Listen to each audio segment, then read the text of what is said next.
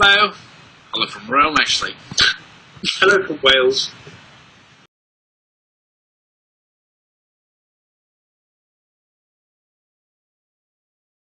I may be wrong, but it should be back in 2008 when I played my first time there at the Club Air in Birmingham together with Ferry Costin, and yeah, I mean it was a massive show, and I had a song at that time which was about to get released or was just released, and it was called Through Your Eyes, and that was really like a big moment for me to play, my new single, with that crowd, with that club.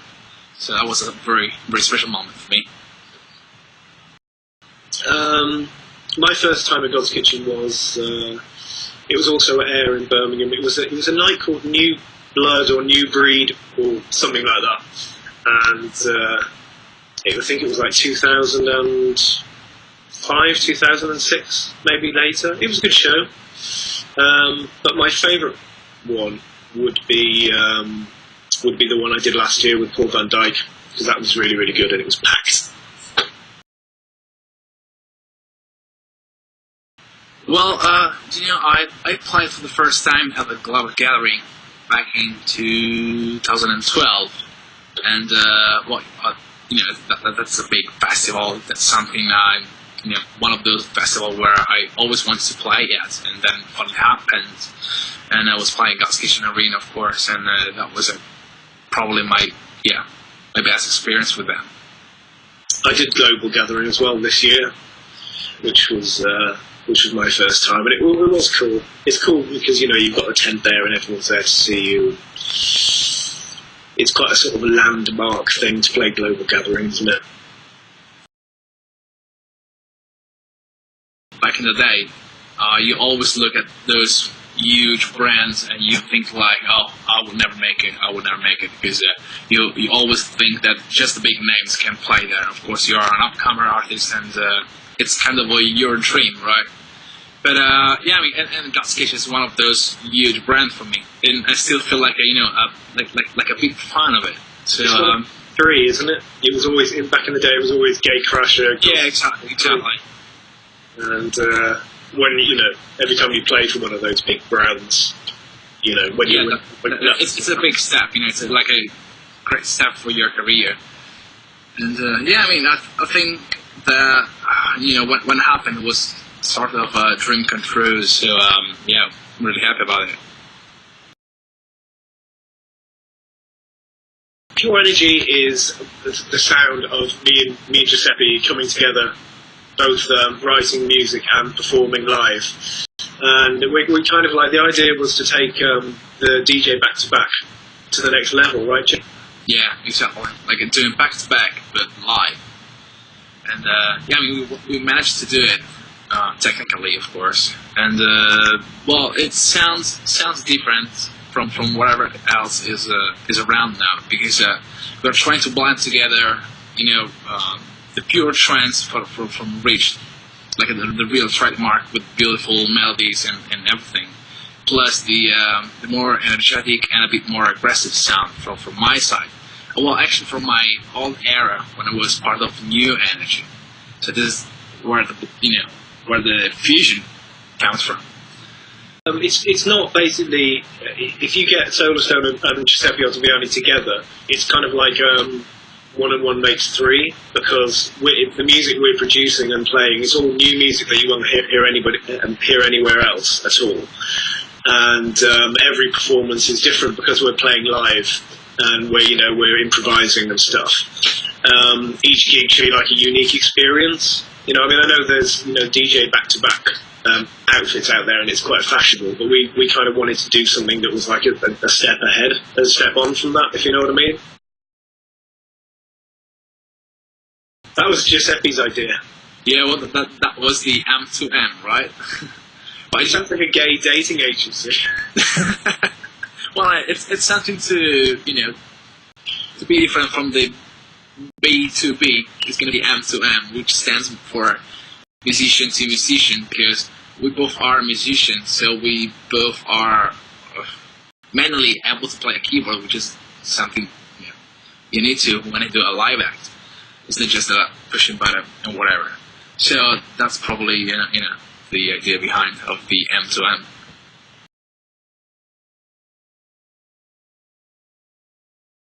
It's amazing. I mean, I've had a limited amount of experience in playing live performing. I was in a band 20 years ago which toured the UK, and then more recently I've got the Federation project where we've done a couple of gigs. But it's totally different, this thing with Giuseppe, because Giuseppe's got so much experience in this regard that I'm kind of like, I'm learning from him as we go along. For example, Giuseppe put together the live setup and taught me how to use it. And although when we were actually constructing the thing, I did come up with some ideas which made the thing a bit more flexible and made things move a bit more quickly. But it's totally different to DJing because A, when I'm DJing, I'm on my own, so I'm kind of in control of the whole thing. And B, you're actually playing live, actually playing the keyboard live and triggering things live and making decisions which can take the thing in a completely different direction is very, very different as a musician compared to as a DJ, because when you've got somebody else reacting to what you're doing, you don't really know where it's going to go. Yeah. There's so many may turn into a huge disaster. Yeah. Really, so much seriously, that's the beautiful thing of the live action. The equipment we use is pretty straightforward. We each have a Mac and a keyboard and a controller keyboard and a few little things with sliders and knobs on and flashing lights. And we use the equipment the tracks have like a raw background to them. And then we use our keyboards to play stuff live and to change what's happening, to filter stuff and to bring stuff in and take stuff out. And we both got exactly the same setup. It's kind of like a mirror of Giuseppe's setup that he uses when he does his solo shows. Giuseppe, you can probably explain it in a bit more detail. Yeah, well, it's pretty much like that.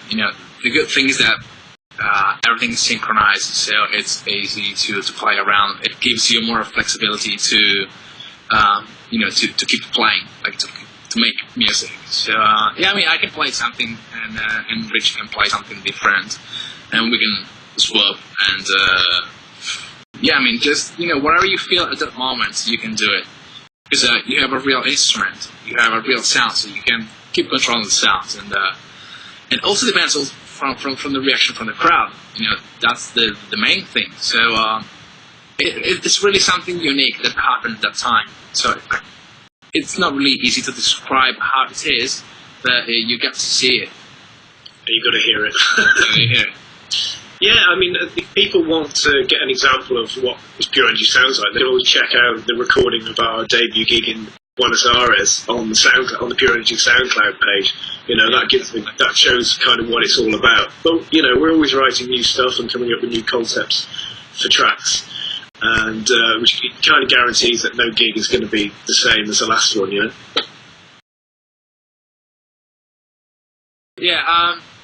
It was a great show. It was a big festival. We were feeling pretty excited and a bit nervous as well. A bit nervous. I was clapping myself. Okay, well, I was trying to... Yeah, probably me too. You were really nervous because you just didn't want to admit, but yeah, probably, yeah. Well, something new for me as well, because I used to play in a duo before, but this is still something different. It's been a while ago anyway, so... I was really happy at the same time, really... I didn't know what to expect. When you jump on stage and you start playing, you just keep thinking about making the sound right, so you don't really know how the direction could be. I think we really realized, Rich, when we heard the recording, right? Yeah, it was and we loved it. It sounded incredible, but when we were actually... it wasn't just... It was our first gig as Pure NRG. Nobody had ever heard any of this music before. We haven't played live together on stage before.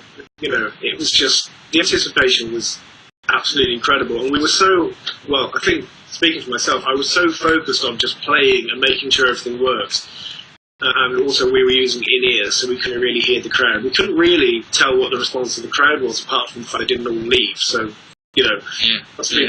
But when we heard the recording, it was incredible. The noise of the crowd and the atmosphere was astonishing. It really, really was. Yeah, absolutely. Yeah, of course.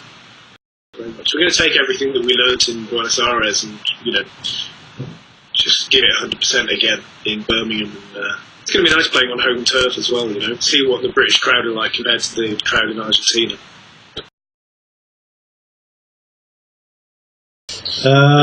We look forward to seeing you on the 27th for 20 at Godskitchen. And by the way, I believe they're running a really cool meet and greet, aren't they? Yeah, they're running a meet and greet competition with us at the soundcheck time, I guess. So, I think it's pretty cool because people can come with us and see, the real thing from very close and ask questions. I think it's really interesting. Yeah, they can actually see how we do it all. So if anybody wants to enter, head over to the Godskitchen fan page on Facebook, and all the details about how you can enter should be there. Don't forget it on the 27th in Birmingham, Godskitchen 20.